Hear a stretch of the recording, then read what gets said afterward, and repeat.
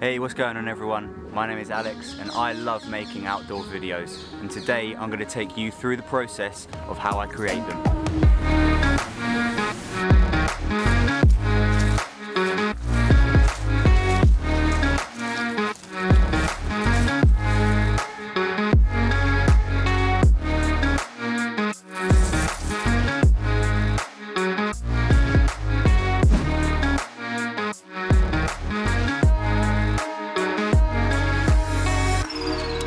The aim of making this video is to give you guys an insight onto how I create my content, and hopefully you guys might learn something, whether you've been making videos for years or you're brand new. I'm going to cover a whole range of different topics that I use to try and make cinematic, entertaining content for my viewers. There are a lot of components you need to think about when creating a video, and in this two-part series I'm going to be talking about the equipment that I use, how I film my videos in hopes of getting a cinematic experience for the viewers, which editing software I use and how I edit my videos, and lastly, how to upload a video thinking about titles, descriptions and thumbnails.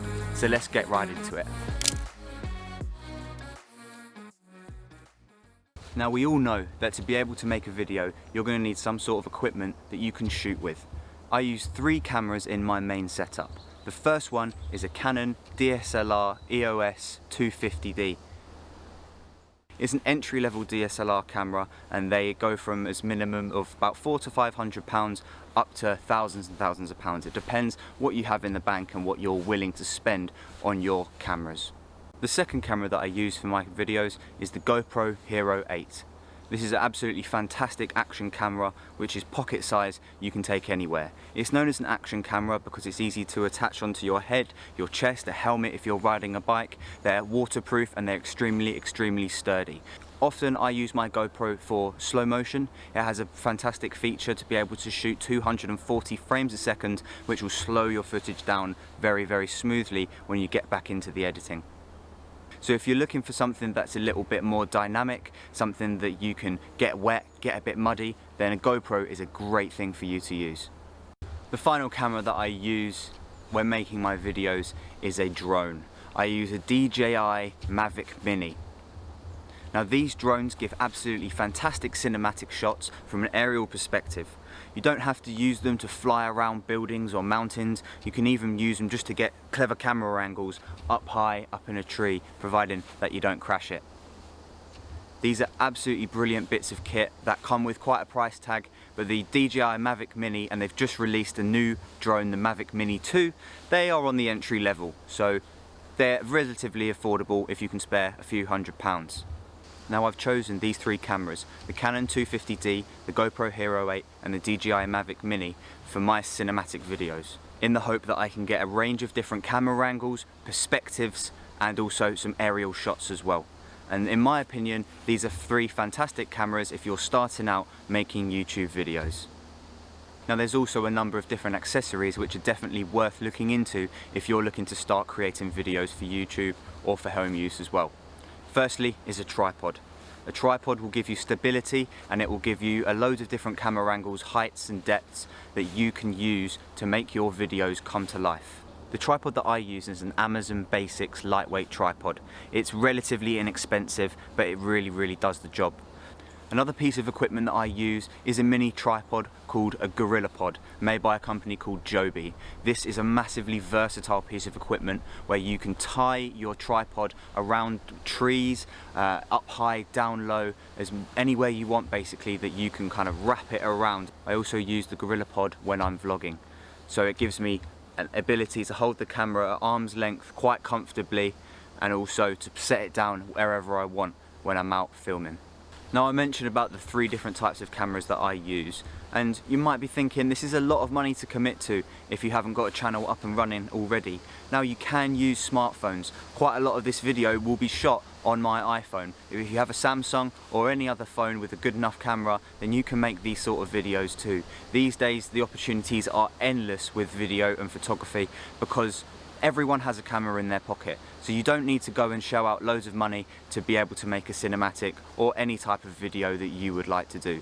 So you might want to start with an iPhone or a Samsung or any sort of Android phone before you invest in getting yourself some camera kit. Now while we're talking about accessories, I'd like to talk about one accessories that everyone will pretty much get if they buy a DSLR camera, and that is the head strap. I think the head strap is a super useful tool for you to use to be able to gain steady and consistent shots with your camera. Now I'm going to talk about filming in a second and I'll explain more there. So we've now talked about the equipment that you may need to create a YouTube video. Now I'm going to talk about the styles of filming and how you can achieve a cinematic atmosphere for your videos. So at the moment I'm using the Gorilla Pod. I'm handheld doing some vlogging. So this is something that I do quite a lot on my channel, and obviously loads of YouTubers do it as well. Now using the Gorilla Pod is really easy. You can keep it nice and stable at arm's length. I've got the microphone on top of my camera so that you can hear me loud and clear. Now this is a fantastic setup, which if you're into vlogging, I definitely recommend that you get some sort of tripod that you can hold rather than holding the camera itself. Now let's get into some different shots and angles that are going to make your video stand out.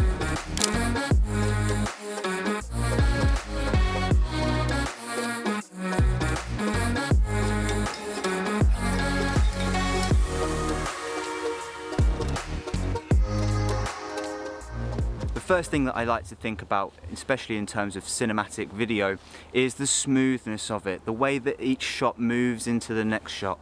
And I do that by making sure that every single video that I take when I'm out on a walk or if I'm camping or whatever I'm doing, I try and go in the same direction. I normally go from left to right. So if I'm filming a branch, I'll start on the left and I'll slowly pan across to the right, trying to keep it as smooth as possible. And then my next shot will also be going from left to right. This just gives it more of a flow. And I'm always thinking about all the different shots that I've had during that trip as well, and try and make them fit into each other. So I'm already thinking about the editing while I'm actually out here. Another tip to get really smooth video is, well, you can get what's called a gimbal, which is a mechanical piece of equipment which you put your camera in, and it takes all of the shakiness out of your hands out of the video. But they're quite expensive, so what I use is the head strap. You'll see that I put the head strap around my head and I often push the camera literally away from me so that I've got a point of support on the back of my neck. I've also got a point of support touching the camera, and if you can, try and keep your elbows in as well, and that will create a nice solid stable base, so you're going to avoid all of this camera shake. Now I prefer to do this to give it more of a cinematic feel. Sometimes a more handheld feel is quite appropriate in different situations. It depends what type of video you are trying to make. So that's another tip that I use to try and get smooth video. Now when we get into part 2 in editing, we'll talk about how you can further smooth your video out using in-editing stabilization. Another fantastic feature of the GoPro is the hyper smooth ability, and this is basically the stabilization that the camera has. Now because it is an action camera, it is designed to be on the front of bikes, boats, skateboards, all of that sort of thing, so it's used to going over bumpy terrain, and the hyper smooth feature basically means that all of the footage is nice and smooth, and that is the effect that I try to go for in my videos. You'll see as I walk between the two trees here, without any post-production processing or stabilization, this is straight out of the camera. It's super stable, so the GoPro is brilliant for that as well. It just gives an easy cinematic feel to your videos. Now another tip that I have for creating a cinematic type of atmosphere for your video is depth of field. Now depth of field is something that I have right now. You can see that in focus is my face, my whole head, and then behind me everything is blurred. That is what's called depth of field. Now there's loads of videos and tutorials on YouTube that you can look up about how to get better depth of field. It depends on what lens you've got, the different apertures and all that sort of stuff.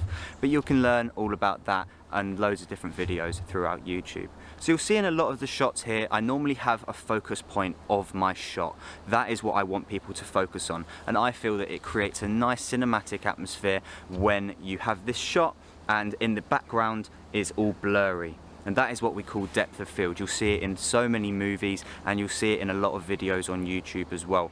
So that normally involves going quite close up to your object, setting your settings on your camera, or focusing on that one object, and through depth of field and how much light is being let into the camera, that will create a more of a hazy background, which makes it really, really cool to watch. So that's another cinematic tip.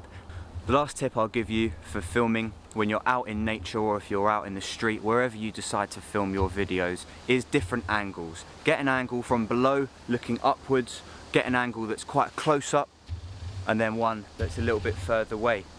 So change it up for the viewer so that they can get a load of different types of perspectives of the scene that you are shooting. If you have a drone, you could just put the drone up nice and steady somewhere, and that can be a high angle for you. You could have extreme close-ups, you could have wide angle shots of you walking through a forest or something like that.